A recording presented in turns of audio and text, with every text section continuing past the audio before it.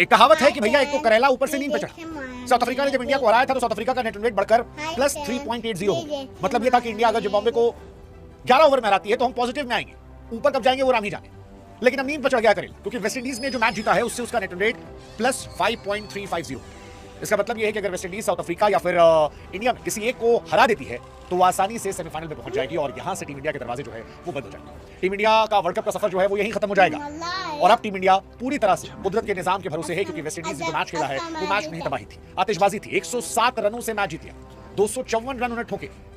Zimbabwe जो है वो 147 बनाती है, ऑल आउट हो जाती है। आखिर में उनके कुचले बल्लेबाज ने 40 रन मार दिए, वरना तो लग रहा था कि 100 रन के अंदर सिमटने वाले हैं। लेकिन जो ये नेट रन रेट का पहाड़ वेस्ट इंडीज लेकर गई है, अगर वो साउथ अफ्रीका को हरा देती है और फिर इंडिया से हार भी जाती है तो भी वो क्वालिफाई कर रही है। मतलब अगर वेस्ट इंडीज एक मैच और जीतती है तो कोई माइका लाल वेस्ट इंडीज को सेमीफाइनल में जाने से रोक नहीं सकता। फिर आप देख लो जी कि इंडिया जाएगी या फिर साउथ अफ्रीका।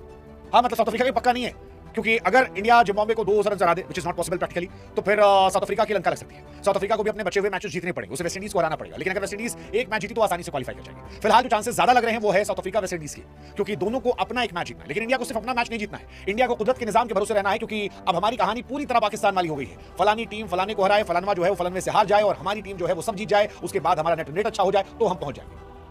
मतलब एक्चुअली में आज वेस्ट इंडीज ने इंडिया की लंका लगाई है जिस तरह से जिम्बाब्वे को हराया, बहुत बहुत बहुत बुरी तरीके से। आप ये मान के चलो, वेस्ट इंडीज का मैच क्या ही कहा जाए यार, मतलब ये कमाल की टीम है। और फिलहाल इंडिया की बैंड बज रही है, इंडिया सुपर 8 में 0 पॉइंट पर है।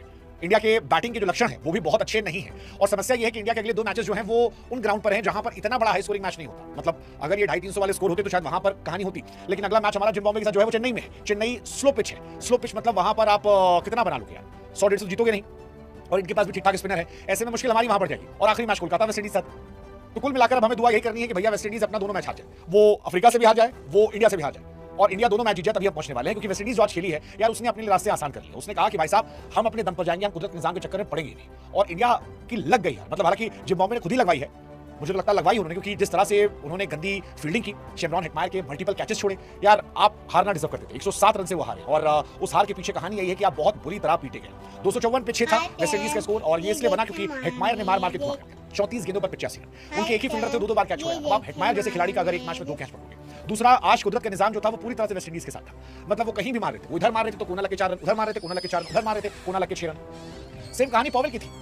रोमन पावेल आधा तो अंधी मार रहे थे, मतलब 2-3 शॉट उन्होंने मारे हैं जो स्टेडियम के एक शॉट पार भी गया था, लेकिन आधा वो अंधेड़ी मारे, ताकत से मारे थे। लेकिन जो भी मार रहे थे वो जहां भी लग रहा था वो बाउंड्री के उस पार जा रहा था। और वो जो छक्का चौका जा रहा था तो इंडिया की लग रही थी। पहले भी कहा था आप लोगों से कि ये मैच क्लोज खत्म होना चाहिए। अब सबसे बड़ा प्रॉब्लम ये है कि वेस्ट इंडीज का नेट रेट इतना बड़ा हो गया है कि अगर इंडिया वेस्ट इंडीज को हरा दे, जिम्बाब्वे को भी हरा दे, और वेस्ट इंडीज ने गलती से साउथ अफ्रीका को हरा दिया, तो वो आराम से क्वालिफाई कर जाएगी, क्योंकि +5 बहुत ज्यादा बड़ा रन रेट है और उनकी टीम अच्छी है। पहले भी कह रहा हूं, 254 6 विकेट के नुकसान पर ये T20 वर्ल्ड कप की हिस्ट्री का सेकंड हाईएस्ट स्कोर है। और वेस्ट इंडीज 5 के 5 मैच लगातार जीत चुकी है, मतलब ठीक ठाक हराया। उन्होंने इंग्लैंड को हराया, Scotland, Italy, Nepal, Zimbabwe.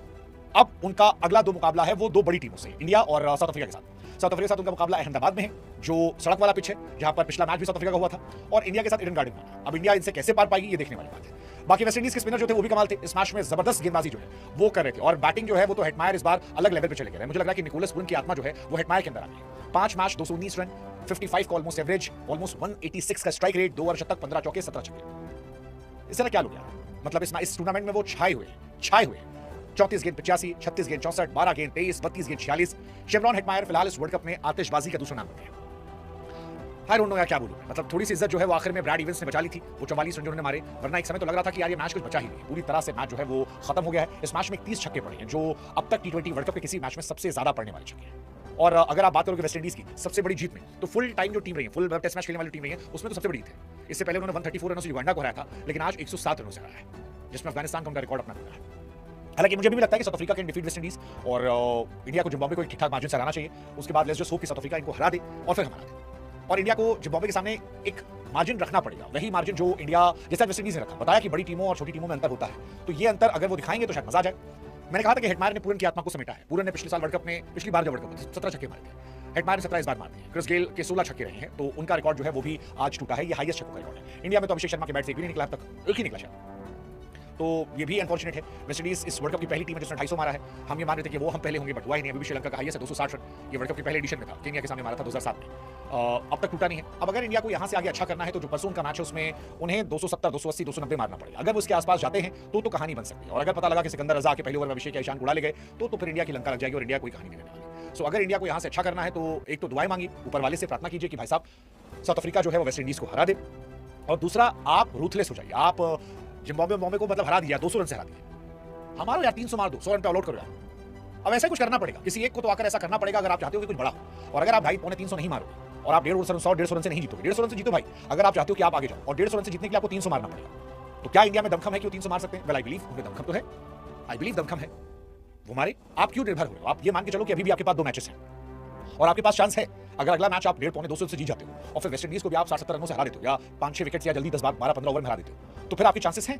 But point यही है कि उस लेवल पे क्या जाकर हम खेलेंगे। अभिषेक और ईशान खेल तो सकते हैं, हमने देखा है अभिषेक शर्मा और ईशान किशन खेलते हुए, ईशान ने 6 में 80 मारे थे। अगर ईशान और अभिषेक दोनों एक साथ फायर करेंगे तो अभी भी मुझे लगता है चांसेस है। बट पॉइंट ये है कि क्या इन दोनों में से कोई विराट कोहली बनेगा? विराट कोहली ने एक जमाने में ऐसा किया था श्रीलंका के सामने, मलिंगा को फेंटा मार के रगड़ दिया था और वहां से एक नई लेगेसी बनी थी, वो बनना पड़ेगा। अगला विराट कोहली बनना पड़ेगा और जो ये विराट बनेगा वो इंडिया को वर्ल्ड कप शायद करीब ले जाएगा।